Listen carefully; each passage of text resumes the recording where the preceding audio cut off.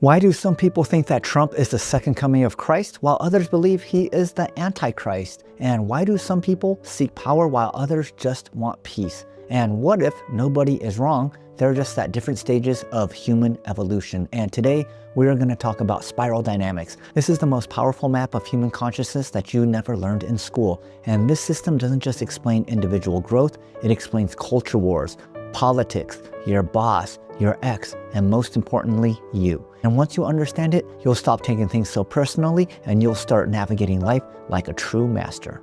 So, to better understand spiral dynamics, we have to go back to the 1950s and look into a little-known psychology professor by the name of Clare Graves. Now, Graves was asking a question that most psychologists weren't even thinking about. He was asking, why do people change their values over time? And why do we clash so hard when we see the world differently? And he saw that people didn't just have different personalities, they had entirely different worldviews, different answers to questions like what matters most in life, who has authority, and what is the point of life? And these worldviews, they weren't random. They evolved in patterns, not in a straight line, not in perfect steps, but like a spiral, looping upwards with more complexity with each cycle. And Graves called this the emergent cyclical double helix model of adult biopsychosocial systems. So Graves obviously wasn't a great marketer, but later his students Don Beck and Chris Cohen, they simplified and expanded the model, giving us the version that we use today that we call spiral dynamics. So why does this matter? This matters because spiral dynamics isn't just another theory, it's been used in real-world transformations like helping Nelson Mandela navigate post-apartheid South Africa without falling into civil war. Don Beck was literally in the room using spiral dynamics to help both black and white leaders understand that you are not enemies, you're just at different stages of human evolution reacting to different life conditions. And this model has also been used by global business leaders, United Nations advisors, military strategists, and spiritual leaders. Because once you see the spiral, you cannot unsee it, and you will realize it's not about right or left, it's not about good versus evil, it's about where someone is at in their evolution of values. And that reframes everything. Most systems try to label you, while spiral dynamics tries to liberate you. Where other models ask, who are you? Spiral dynamics asks, who are you becoming and what kind of world are you trying to survive in? It's not static, it's not judgmental, it's dynamic, context aware, and designed to help you grow. Graves said it best, man is not a finished product. He is always in the process of becoming. So what makes this model more useful, more transformative than all the other maps of psychology, consciousness, or personality out there? Well, let's start with this. Most popular frameworks like Myers-Briggs, Enneagram, or even the Big Five, they focus on your personality traits. They tell you who you are, but not how your consciousness evolves. They're snapshots, and are they useful? Absolutely. But spiral dynamics is more like a documentary. It tracks the journey of human development over time. Spiral dynamics doesn't ask what kind of person you are. It asks, what is a story your mind is currently living inside of? Each stage has a different worldview, a completely different interpretation of life, identity, morality, purpose, and truth. And here's why that matters. Number one, it's developmental and not fixed. Spiral dynamics is a stage model, not a type model. That means you're not stuck in one stage forever. Just like a child moves from crawling to walking, our consciousness evolves from survival to self-awareness, from tribal belonging to planetary integration. Each stage emerges to solve the problems created by the previous stage, and when the old solutions no longer work, the next stage is born. So if you're wondering why certain techniques, relationships, or belief systems used to work but don't anymore, this model shows you why. Number two, it's dynamic and contextual. This is where spiral dynamics becomes next level because you're not just one stage all the time, we're a blend of stages. Sometimes we parent from green, hustle from orange, and collapse into red when we're triggered. And don't worry about the colors for right now. I'll explain each one in greater detail later in this video. And depending on our life conditions like stress, culture, trauma, or environment, we might regress or accelerate through different levels. This is not a ladder that you climb in sequential order. It's a spiral. It's fluid, multidimensional, and always responding to life's pressures. It's also culturally intelligent. Western societies tend to emphasize orange and green, but tribal societies may still operate in purple or red, and neither is really better. They're just adapting to different environments. Number 3, it's not about morality, it's about function. And this is one of the biggest misunderstandings about spiral dynamics. People think higher stages are more enlightened or are better, but that's just tier 1 thinking. And the truth is, each stage is functional for specific challenges. Red is great for survival and chaos.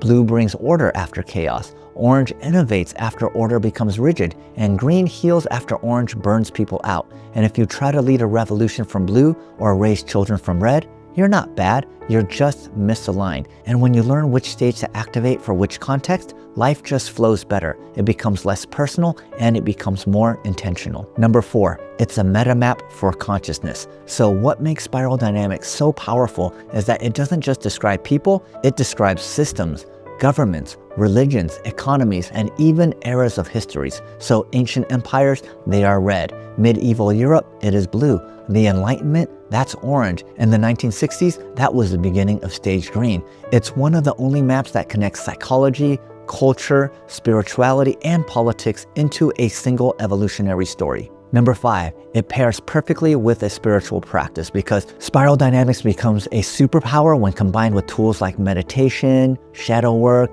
inner child healing, somatic therapy, and non-dual awareness. Because all of these tools help you unblend from your current stage. They help you see your stage rather than being run by it unconsciously. And that's when real growth happens, not just intellectually, but in an embodied way. So if you've ever felt stuck, misunderstood, or like the world just doesn't make sense, spiral dynamics helps you zoom all the way out and say, it's not me, it's the stage I'm in, or the one someone else is trapped in. So before we explore the colors, let's zoom out a little and understand how spiral dynamics actually works, because this part will help you make sense of all the concepts that we're going to cover. So imagine human consciousness like a spiral staircase. Every step is a new worldview, not better, not worse, just deeper and more complex and more nuanced than the one before. And each stage represents a different value system, a way of answering life's biggest questions. Who am I? What's important? What should I do with my life? And how do I deal with chaos, fear, power, conflict, or change? Now, here's where it gets really cool. The spiral unfolds in a predictable rhythm. The odd number stages, they focus on the self, like personal power, individual expression, and autonomy. And the even number stages swing toward the group, so things like belonging, community, order, and connection. It's like the world is learning to balance yin and yang, me and we, again and again, refining itself every single time it goes around the spiral. And you don't evolve randomly, you evolve because something isn't working anymore. Each new stage arises when the old way of thinking can no longer solve the problems you're facing. But every stage also creates new problems, and that's the spiral dance of evolution. Growth, then tension, then breakthrough, and then back to growth again. And that is the cyclical nature of the spiral. So for example, red breaks free of purple's tribal control, but then becomes chaotic and violent. Blue creates order and morality, but then becomes rigid and regressive. Orange breaks free to innovate and win, but burns out chasing success. So you keep growing, learning, and evolving. So what stage am I in? And that's what most people ask, and this is where most people get it wrong. You are not just one stage, you are like a mosaic with early stages still active within you. You might be spiritually awakened, like in stage green or yellow, but still rely on orange to run your business, or blue to raise your kids, and red when you get cut off in traffic. And this spiral lives inside you and inside our society. Understanding that lets you hold complexity with compassion instead of judgment. And the 8 stages are broken into 2 tiers. Tier 1, which is stages 1 through 6, this is the land of absolute truth. Each stage is convinced it's right and that everyone else is wrong. Tier 1 stages clash with each other. They cancel, convert, correct, and compete. They live in an either-or thinking world. You're either with us or you're against us. And that's reactive, defensive. It's where the vast majority of the world is currently operating right now. So let's get into Tier 2, which is stages 7 and 8. Tier 2 is the quantum leap. You stop needing to be right and you start asking yourself, what's useful? Tier 2 is not just another worldview, it's a new way of holding worldviews. You begin recognizing that every stage has its time and place. Every person is doing the best that they can with the level of consciousness that they have. All truths are true, but some truths are more true depending on the context. And integration is the real game, not domination. And this is a shift from ego consciousness to systemic consciousness, from seeing life as a battlefield to seeing it as a symphony. This understanding changes the way you parent, lead, heal, vote, love, and show up for yourself and others. And now that you've got the blueprint, let's dive into each stage one color at a time. Let's begin at the very bottom of the spiral, the most primal and raw stage of consciousness. Stage 1 is called the beige stage, and this isn't a lifestyle or a belief system. Beige is pure survival mode. It's the frequency of fight or flight, of breath-to-breath existence. And at this level, there is no me or you, no morality, no meaning, not even memory, just instinct. This is the state of a newborn baby, or someone lost in the wilderness without food, water, or shelter. It's the place you enter when your body's nervous system completely takes over and says, I don't care what you believe in, I just need to survive for the next 60 seconds. In the beige stage, the mind hasn't yet formed an ego. There's no self-awareness, no ability to think abstractly. Consciousness is fused with biology. Sensory input leads straight to physical reaction. Hungry, you eat. Cold, you shiver. Threatened, you run or freeze, and there's no space in between stimulus and response. This is life at the edge of existence. Now, don't mistake beige for being primitive or less than. It's not a stage we should shame or even avoid. It's the sacred foundation that all of our higher development rests upon. Without beige, you wouldn't have made it long enough to even develop beliefs or emotions. And though most of us don't live in beige day to day, we all carry it within us. We visit beige anytime we're in immediate danger, when your house is on fire and you run through glass barefoot to escape, when you're starving on a wilderness hike and have to eat bugs just to make it, or when you freeze up completely in the middle of a traumatic event. That's beige kicking in. It's the most ancient part of your operating system, still working hard to keep you alive. Beige has its strength, it's present. It doesn't get stuck in the past or project into the future. It responds with lightning speed. It's instinctual. The body knows what to do even when the mind just shuts down. But it has a bunch of shadows too. There's no planning, no reflection. There's no concept of others, so it can't build community. It's just a reactive state, not a proactive one. And when people are stuck in beige for long periods, they begin to lose their ability to reintegrate into society. They need more than motivation. They need deep safety, stability, and time. And the transformational dilemma of beige is simple, yet profound. Beige will ask themselves, is there anything beyond just surviving from moment to moment? And the minute safety becomes even slightly consistent, when you're not constantly running from lions or fires, that's when the next stage begins to form. So let's ground this with a few examples before we move to the next stage. A positive example of beige would be surviving a car crash. Your body simply takes over, no thinking is required, you crawl out of the wreck, you stop your bleeding, and you survive. And beige has now served its purpose. Now, a negative example of beige could be someone experiencing long-term homelessness or addiction, and they might not be able to form sentences or even make eye contact, not because they're lazy or broken, but because their nervous system is stuck in that primal loop. They're not living, they're just surviving, and they need compassion, not judgment. You might think that this stage only exists in ancient history or extreme cases, but beige is still all around us, just hiding in plain sight. The most common is newborn babies who need their parents to survive, but we also see it in extreme poverty or homelessness, where people sleep under bridges, cycle through shelters, and live hour to hour just trying to stay alive. They're not thinking about dreams or politics, they're thinking about what they'll be eating today. And we also see it in severe trauma and PTSD, where the body shuts down, the voice disappears, and the brain goes offline. This isn't mental weakness, it's the nervous system protecting itself. So don't judge it, honor it, because it's where everything begins. Beige reminds us, before there was thought, there was breath. Before there was belief, there was the will to survive. But once life becomes a little safer, a little more stable, something new begins to stir. A sense of us, a sense of tribe, a sense of spirit. And that's where we head to next, into the mystical, magical world of stage 2. The purple stage. Now that we've stabilized survival in beige, something extraordinary begins to happen. The body isn't in constant crisis anymore, so the mind starts to ask, who will protect me? What happens when I die? Why do the stars move like that? And just like that, consciousness opens to a new frequency.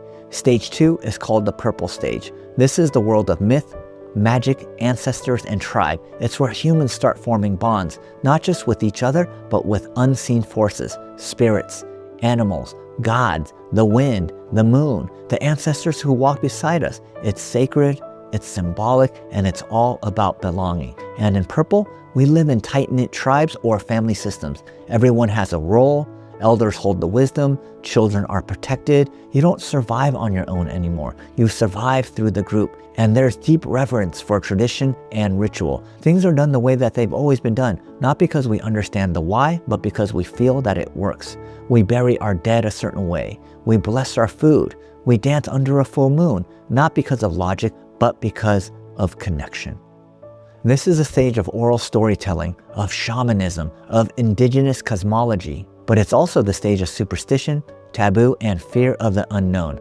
When you don't understand the forces around you, thunder, sickness, eclipses, you assume it must be the spirits, so the tribe creates rules. Don't walk past that tree, it's cursed. Don't eat that animal, it will anger the gods. Don't speak that name, it invites death. And in purple, safety comes from staying within the circle. To be cast out of the tribe is worse than death because connection is survival. And purple has many strengths. It brings a deep sense of belonging. You're never truly alone. There's reverence for the ancestors and the unseen world, creating a bridge to spirit. It's a deeply emotional and symbolic stage that gives birth to rich traditions, rituals, and mythologies. Loyalty, protection, and shared identity offer emotional safety and meaning. But like every stage, purple has its shadows. It can elevate superstition over science.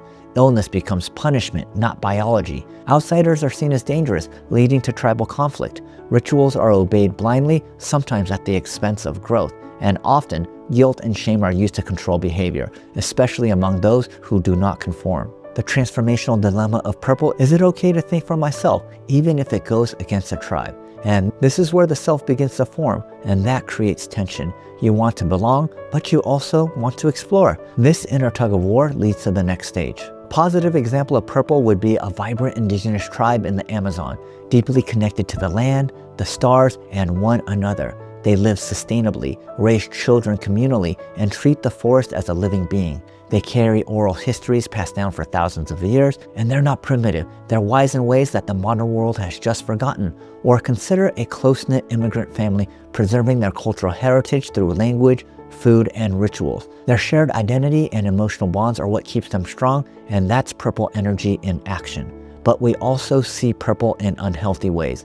In toxic family dynamics, questioning tradition might get you shamed or cut off. In cults, charismatic leaders use ritual to manipulate and control. In some societies, fear of spirits or curses lead to violence, especially towards women, children, or outsiders. We even see it in nationalism that glorifies a mythical past and demonizes the other. Purple is everywhere in today's world. We see it in religious traditions, from lighting candles on an altar to chanting mantras passed down from centuries. We see it in gangs or street crews where loyalty equals safety and breaking the code can cost you your life. It shows up in military units, sports teams, and even fandom communities where ritual and group identity create a powerful sense of belonging.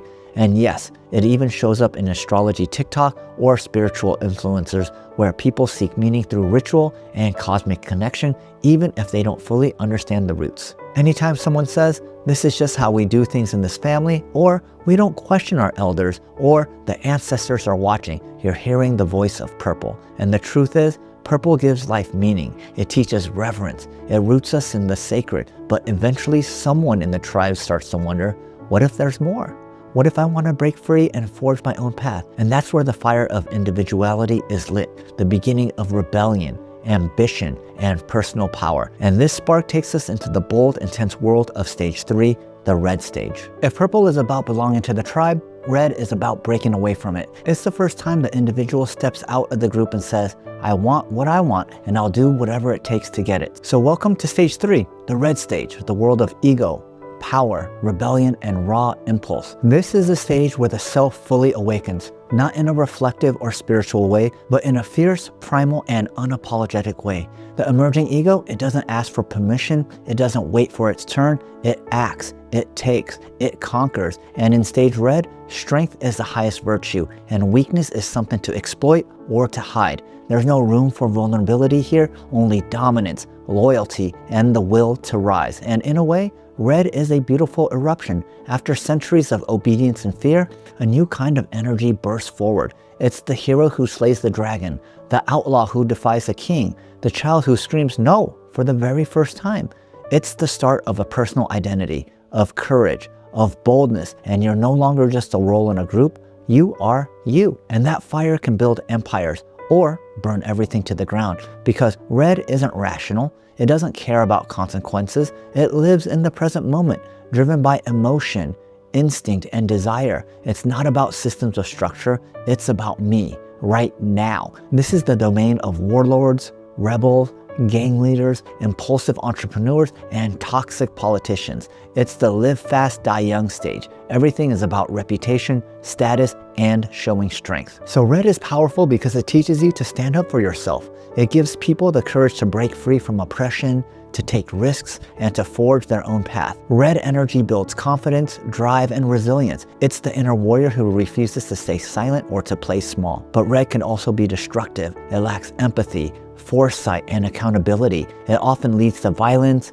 manipulation, or even narcissism. In the pursuit of power, people could hurt others, or even themselves. Relationships become transactional, and loyalty is often demanded and not earned. This is also where bullying, abuse, and exploitation live when red is unbalanced. The transformational dilemma for red is when they ask themselves, can I still have power without destroying others? And that's the spiritual test of red. Can you channel your will into something constructive? Can you lead without dominating? Can you own your power without needing to prove it constantly? A positive example of red is the revolutionary leader who overthrows a corrupt regime. Think of someone like Harriet Tubman, who yes, has evolved way beyond stage red, but in moments embodied the courage and fearlessness of stage red in order to break chains and to lead others to freedom. Or think about the young entrepreneur from a rough neighborhood who uses their ambition and street smarts in order to build a thriving business and then brings resources back to their community. Red can be the fierce protector, the brave pioneer, the one who says no more and changes the world with sheer force of will.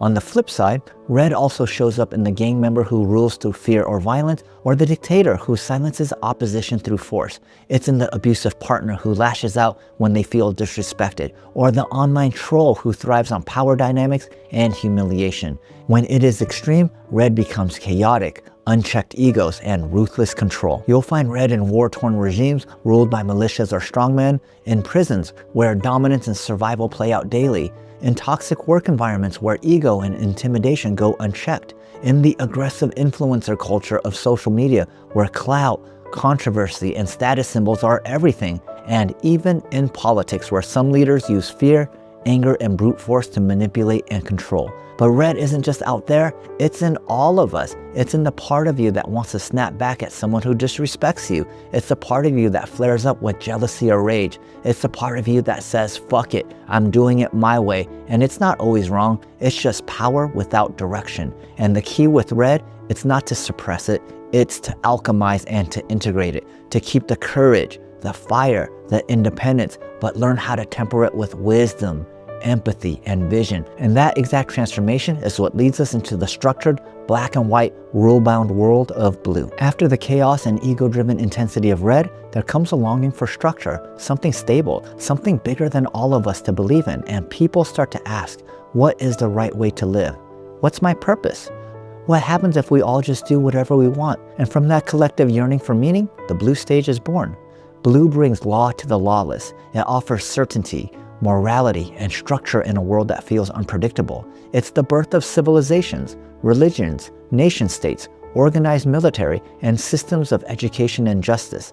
In blue, you surrender your ego to a higher order, a god, a nation, or a set of rules. And the belief is, if we all follow the path, things will be okay. And for the first time, the chaos of the earlier stages give way to the long-term planning, ethical codes, and societal progress. This is the stage of shoulds and musts. You do the right thing, not because it feels good, but because it's your duty. There's pride in sacrifice, honor in obedience, purpose in discipline. Blue tends to thrive on delayed gratification and order. It's the soldier who follows commands, it's the monk who devotes their life to prayer, and the judge who upholds law without any bias. Stage blue builds strong, stable systems. It creates safety and predictability.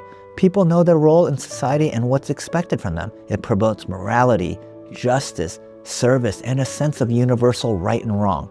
Blue produces deeply loyal individuals who are willing to sacrifice their own desires for the greater good. This is also where large-scale education, religious traditions, and government institutions begin to flourish. But blue also has its shadows. It can become rigid, authoritarian, and even judgmental. The need for order can turn into control. The belief in one true way can lead to fundamentalism, persecution, or exclusion of anyone who thinks differently. There's often an intolerance of ambiguity, and in blue, rules can be followed blindly, even when they cause harm, because obedience is seen as virtue. So what's the right way and what's the wrong way? Well, the right way is the way that we do it. And what's the wrong way? The wrong way is the way anybody else does it. And the transformational dilemma for stage blue is when blue begins to ask itself, can I question authority without losing my identity? And this is the defining tension of blue.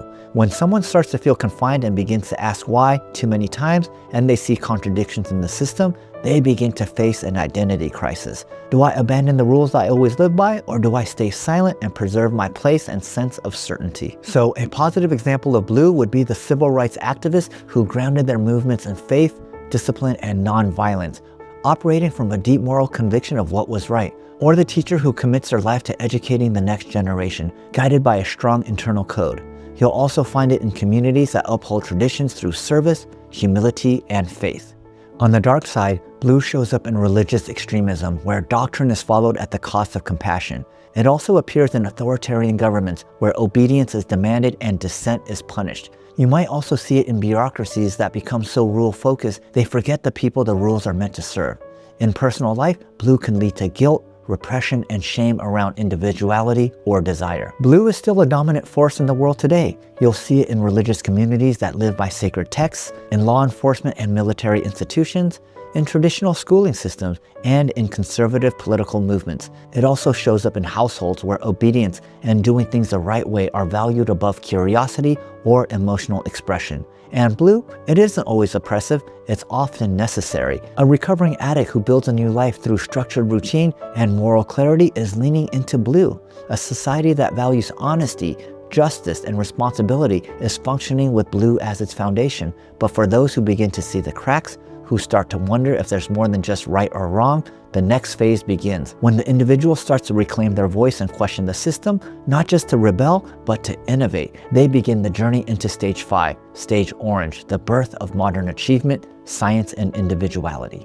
If blue is about obedience and tradition, then orange is the rebellion through reason. This is where the individual re-emerges, but now with more refinement. Instead of brute force like in red, orange uses strategy. Instead of blind faith like in blue, orange turns to science, data, and results. It's the beginning of the modern world as we know it. And orange asks, what's in it for me? But also, how do I win fairly? It's about creating value, solving problems, and climbing the ladder of success. This stage gave rise to capitalism, democracy, modern education, human rights, technology, and the scientific revolution. It's the realm of entrepreneurs, doctors, lawyers, engineers, inventors, and analysts, people who believe in human potential and want to make their life better through innovation and hard work. In orange, truth becomes relative. Instead of one right way, there are many strategies that work depending on the context.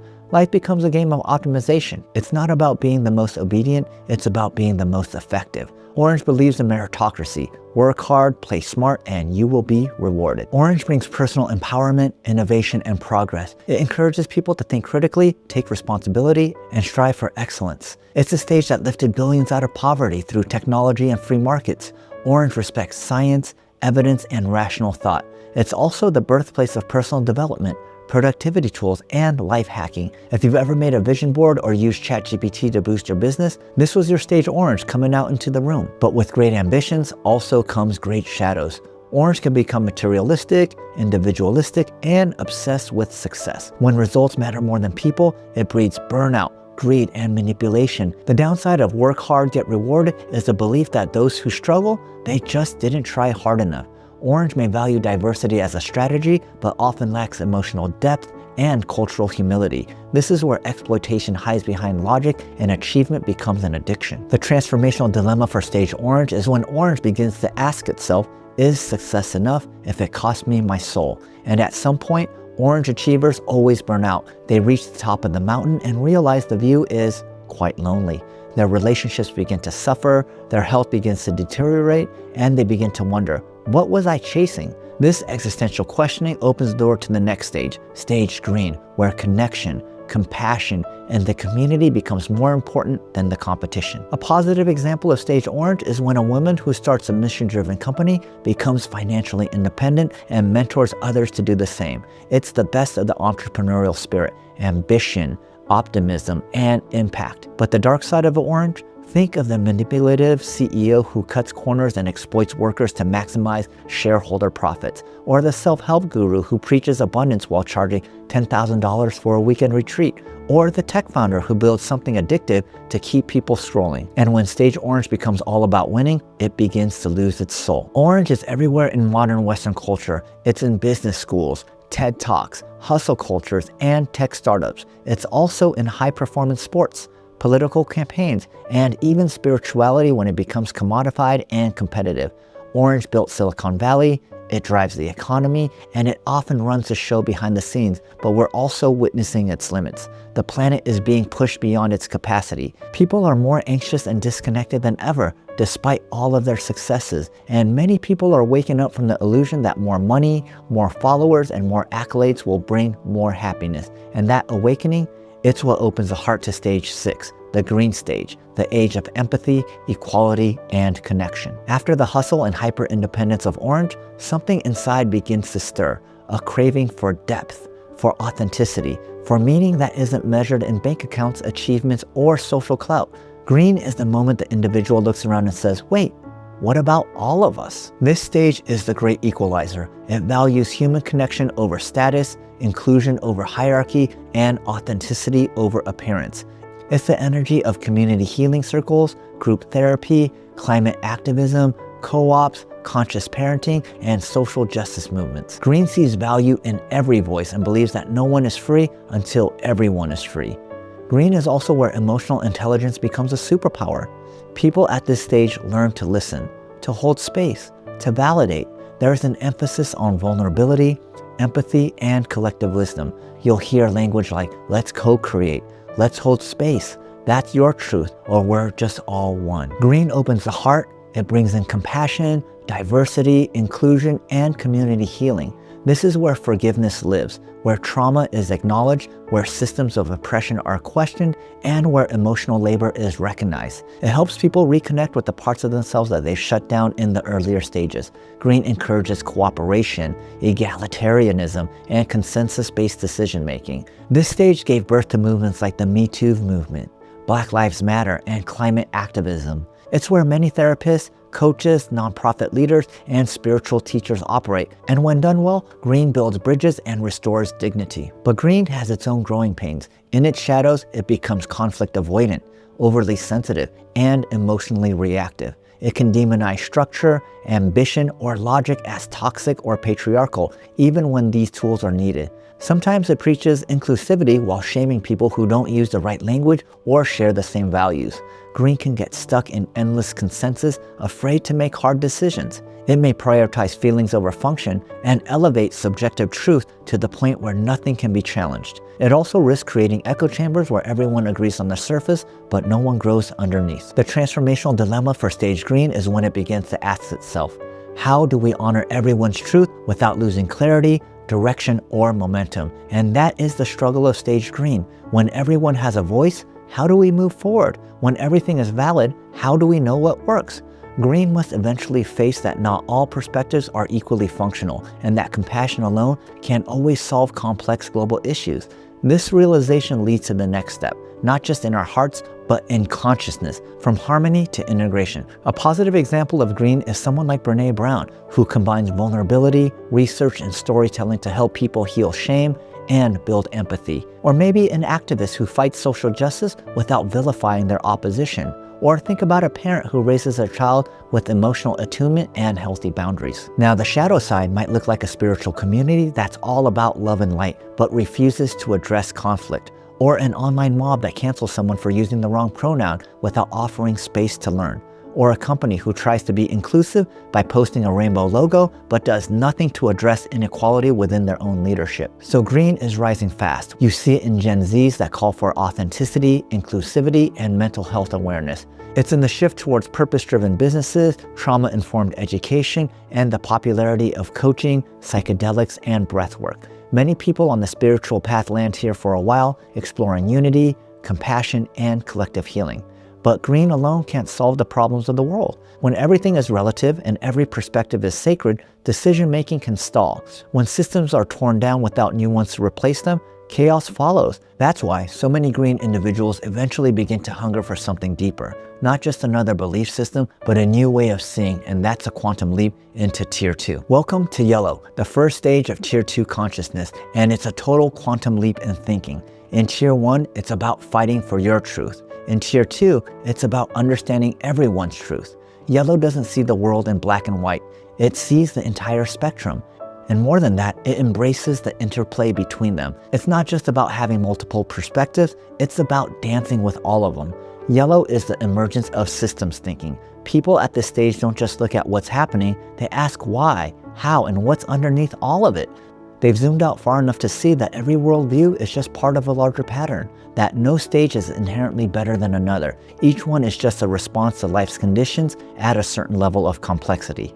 Yellow thinks in webs, in ecosystems, in cause and effect loops. It's not afraid of paradox. It can hold compassion and boundaries, logic and intuition, tradition and transformation, and it seeks to understand rather than judge, and it wants to flow rather than control. And for the first time in the spiral, the ego finally steps aside. Yellow brings radical flexibility and creative freedom. It can move between perspectives without becoming trapped in them.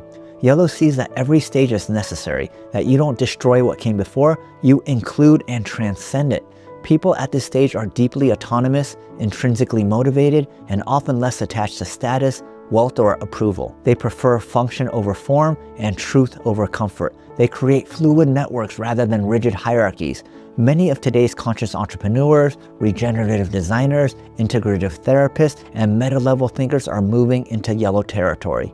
Yellow can lead across differences, solve challenging problems, and build solutions that actually work because they're not trapped in ideology. And even though yellow is more self-aware, it's not immune to blind spots. One of its biggest challenges? Isolation. Because yellow sees so much complexity, it can feel like no one else understands. It may withdraw from the world, becoming a lone wolf or a perpetual observer. It could also overvalue cognition, dismissing emotional needs as Tier 1 drama, and sometimes yellow can get stuck in endless frameworks and systems, analyzing everything but embodying very little. It risks being so meta that it loses connection to the moment. So the transformational dilemma for stage yellow is when it begins asking itself, how do I stay connected while seeing what others can't?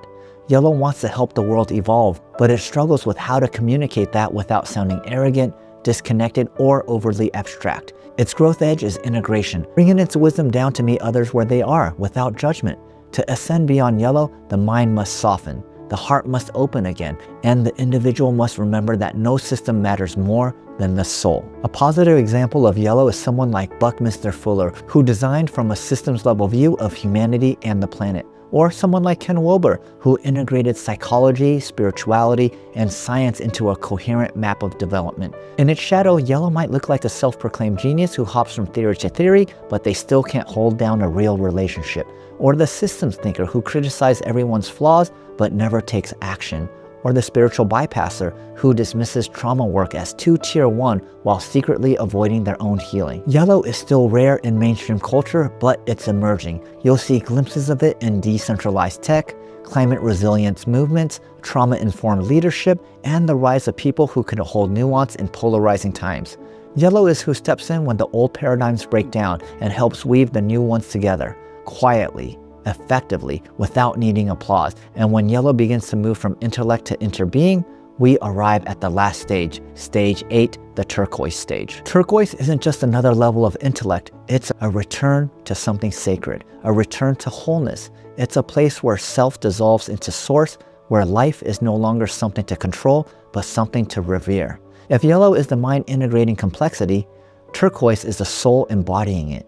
This stage holds the full spiral inside of it. It doesn't reject beige or judge red or bypass green. It blesses all of them. It sees all the stages as expressions of the divine, evolving through time, through pain and insights. Where earlier stages fight for truth, turquoise simply is truth, fluid, loving, and infinite.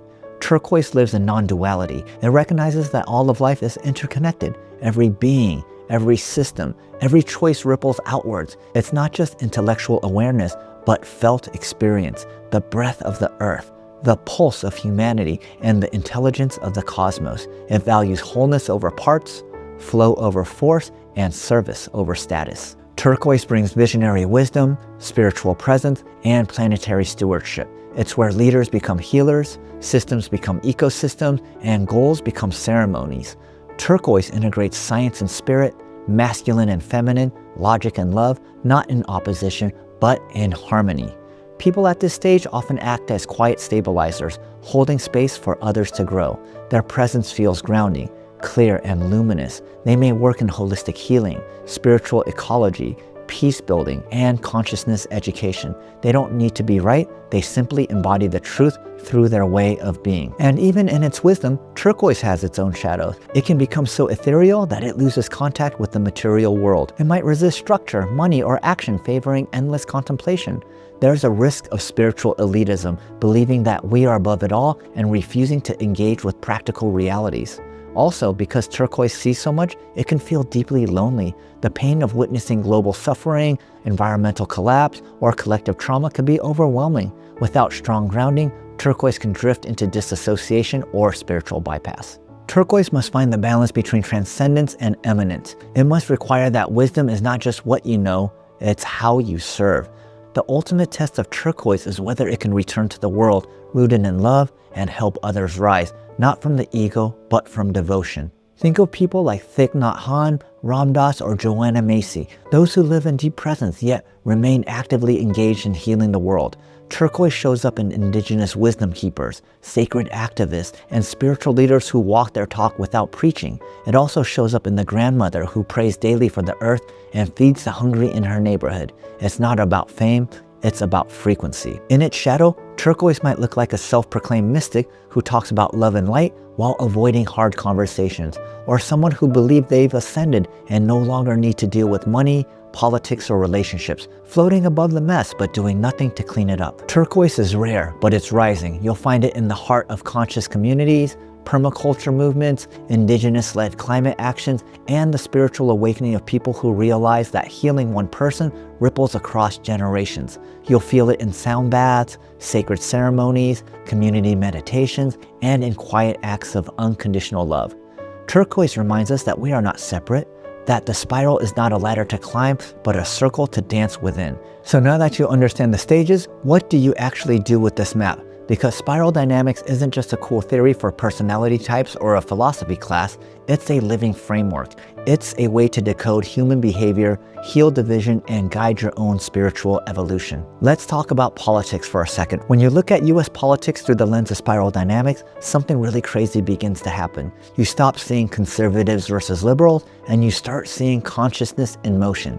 Most conservatives tend to lean blue. They value structure, tradition, law, and order. It's about stability and doing things the right way. They also tap into stage orange, the belief in personal responsibility, free markets, and climbing the ladder through hard work. And when they feel threatened or backed into a corner, some on the far right slip into stage red, a more power-driven, protective stance. It's not about dialogue, it's about domination and survival. Now let's flip the lens. Liberals, on the other hand, they tend to lean into stage green. They prioritize compassion, inclusion, equality, and collective care. But many also operate from orange, especially in progressive entrepreneurship or science-driven activism. And interestingly, some carry a blue moralism too. It just looks a lot different. Instead of traditional values, it's a sense of moral mission. We're on the right side of history. And here's the thing.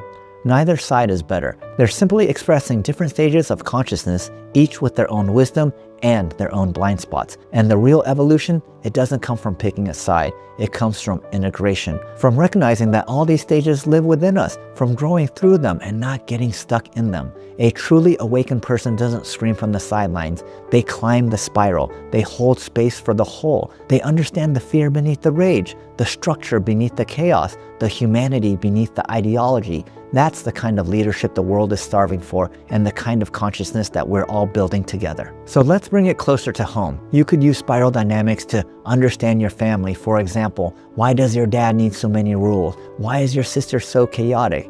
You could also use spiral dynamics to improve communication. You speak to someone in their language, not your language. You could use spiral dynamics to avoid spiritual bypass. For example, just because you meditate, that doesn't mean you've integrated your trauma. And you could also use spiral dynamics to choose environments that support your growth. Are you in a community that honors your values? And here's the most powerful part. Spiral dynamics helps you become compassionate with yourself. You might notice you still have flashes of red when you feel powerless, or orange when you want to prove your worth, or beige when you're burned out and your nervous system shuts down. That doesn't mean you failed, it just means you are human. And this model, it's not about superiority, it's about self-awareness. It invites you to witness your own evolution with curiosity instead of shame. Meditation is one of the most powerful tools to evolve up the spiral because it helps you witness your mind instead of being caught in it. It also calms the ego. It creates space for insight. And when you drop into stillness, you begin to loosen the grip of identity and control, which are the glue of tier 1.